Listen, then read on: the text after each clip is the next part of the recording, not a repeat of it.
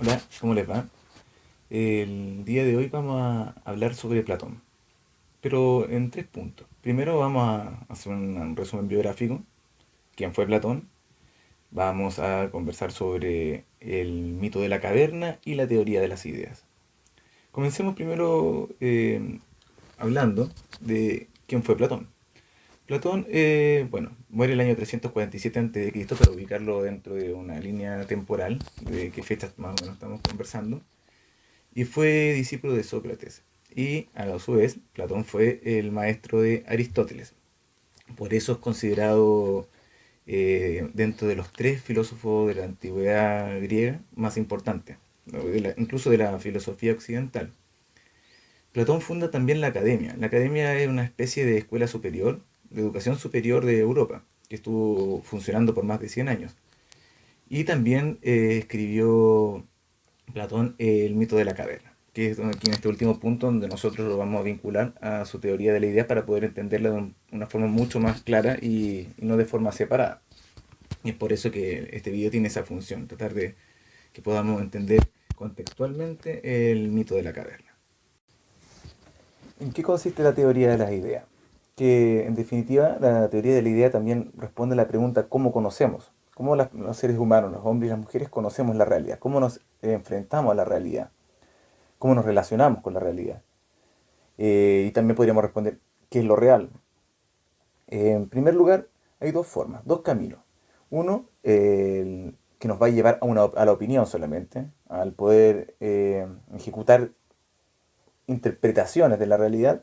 Y otro camino, que es el que nos va a permitir llegar a la verdad o contemplar las ideas perfectas, que es lo que va a proponer Platón de una forma muy particular y muy curiosa.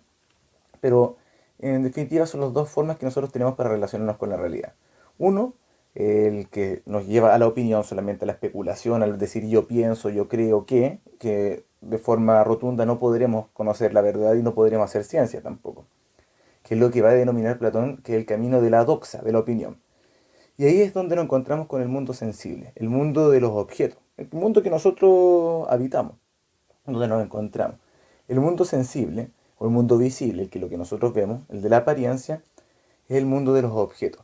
De todos los objetos que están al final sometidos al cambio porque primero son objetos físicos y también por lo tanto están sujetos al tiempo. Nosotros, por ejemplo, el día de hoy, no sé, yo tengo 37 años, en 10 años más voy a tener 47, en 10 años más, así sucesivamente hasta morir. Estoy sujeto al cambio, a la descomposición incluso orgánica, por ser un ser vivo. Y los objetos también, los objetos físicos también. Todos los objetos van a tener estas características. Primero, extensión, que es lo que les da la corporeidad.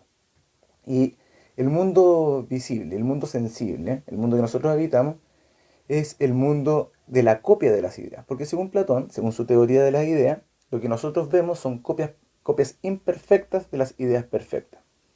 Yo creo que muchos de ustedes han escuchado también hablar del amor platónico. Que el amor platónico toma la idea de Platón, de su teoría de la idea, sobre las ideas perfectas.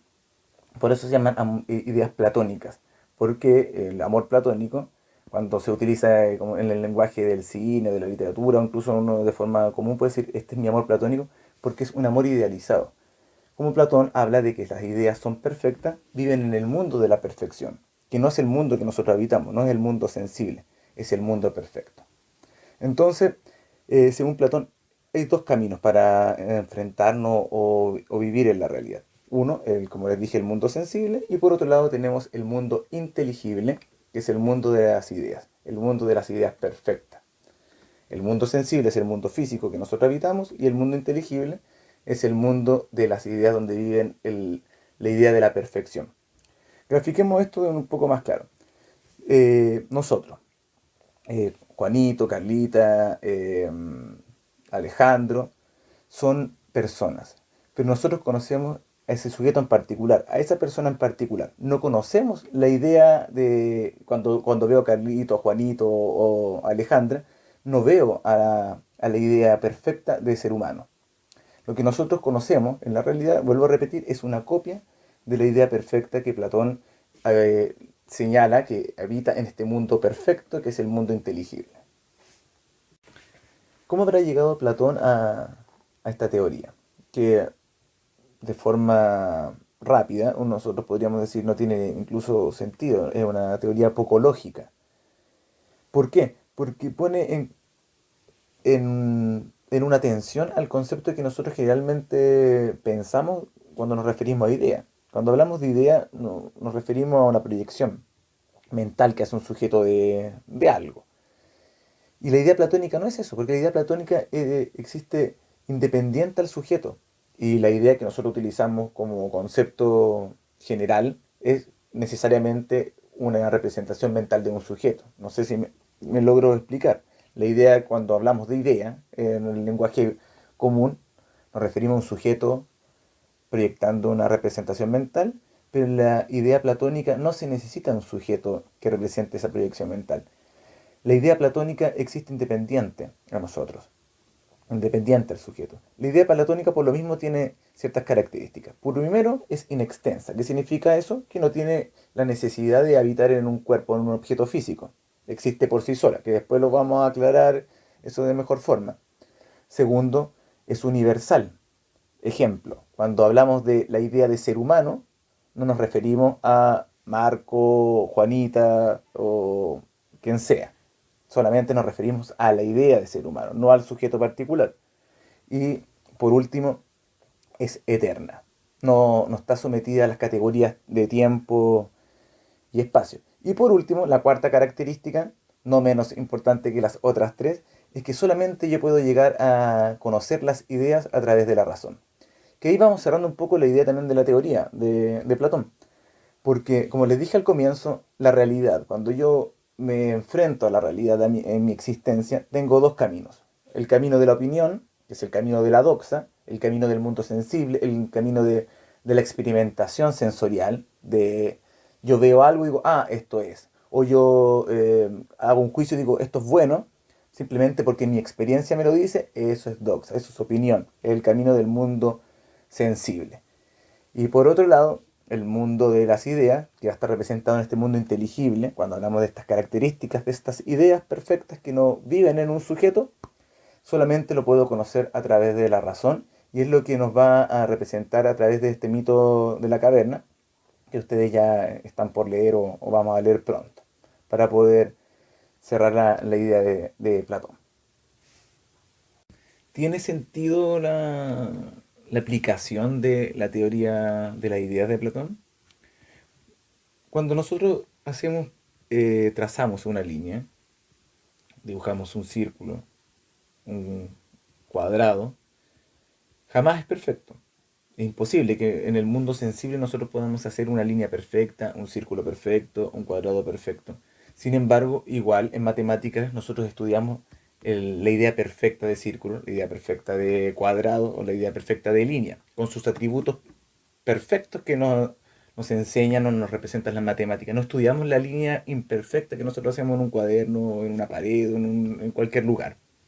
¿Por qué? Porque las matemáticas funcionan, al parecer, según las mismas características que nos explica Platón en su teoría.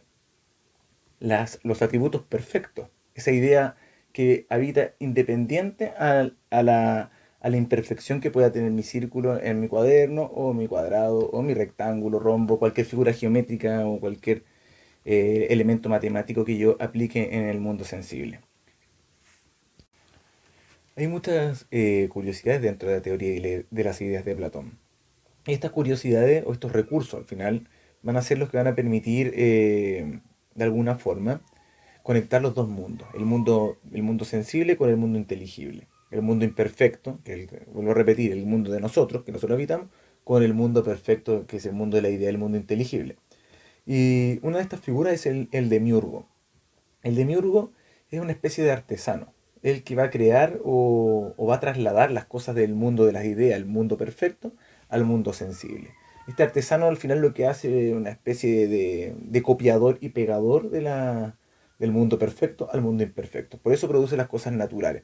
Él va a producir el árbol que nosotros conocemos, él va a recrear la idea de lo bello en el mundo sensible.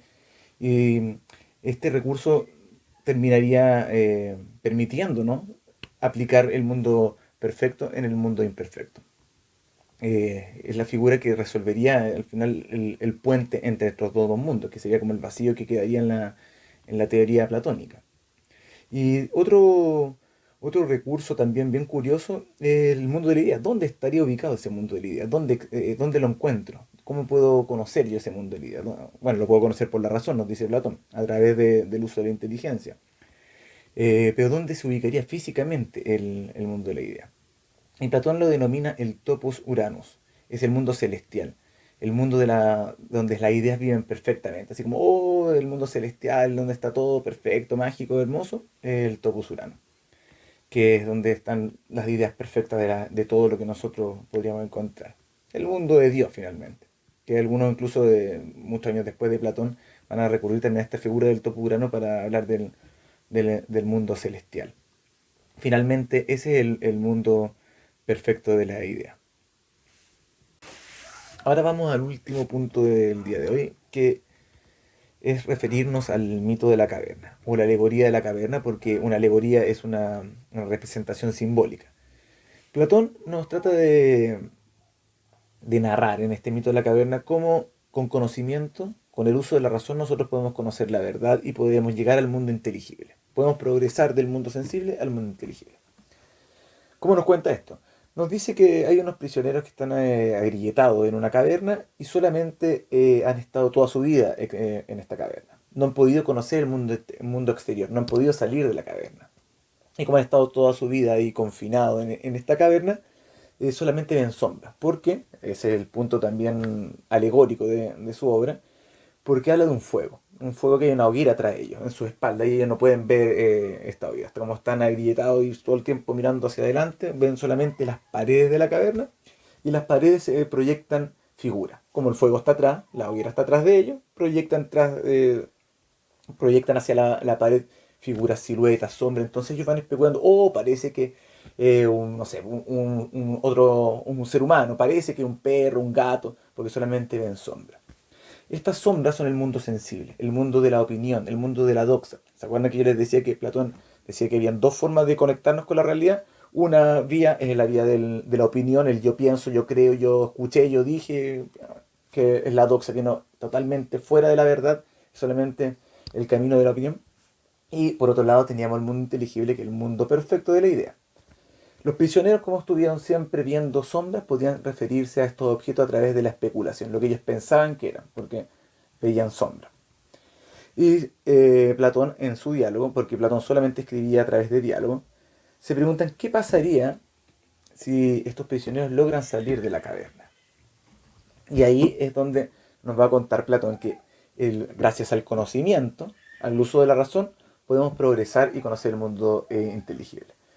Cuando los prisioneros, se cuenta en el diálogo, cuando se imaginan que pudiesen salir los prisioneros, ¿qué pasaría? Primero quedarían encandilados con la luz, porque como estaban en una caverna oscura, al salir tendrían ese choque directo de la luz solar hacia sus ojos y por lo tanto quedarían encandilados y no podrían ver nada.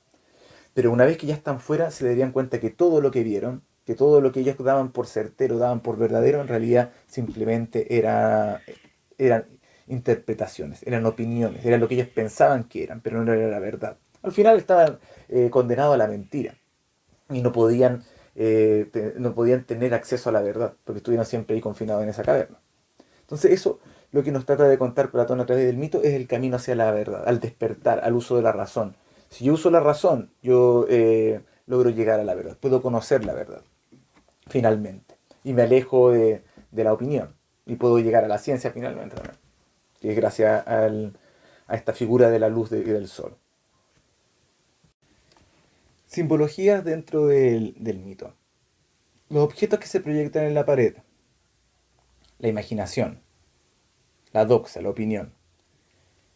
La creencia, una vez que se ve el umbral de la luz, pero todavía dentro de la caverna, y una vez en el exterior tenemos la luz, el sol, que es la razón, la ciencia, las ideas perfectas, los objetos matemáticos, círculo, cuadrado, geometría. Son como los principales puntos dentro de la alegoría. Y ahora, para ya terminar, una reflexión. a la pregunta, ¿qué es lo real? ¿Nosotros estaremos dentro de la caverna de Platón, dando por real o por verdadero cosas que simplemente estamos acostumbrados a creer que son verdaderas, que nos han enseñado, que nos han adoctrinado, valores culturales que los aceptamos sin cuestionar? ¿Estamos dentro de la caverna de Platón o en el exterior? Bueno, esa es la pregunta final para también invitarlas a darle un poco de vueltas y pensar si realmente nosotros aceptamos como verdadero o como real hechos que simplemente los tomamos y los validamos sin ningún tipo de cuestionamiento mayor, sin someterlo al uso de la razón. Bueno, espero que les haya servido de algo el video del día de hoy y recuerden, cualquier cosa me pueden escribir si es que tienen alguna inquietud. Muchas gracias. Chao, chao.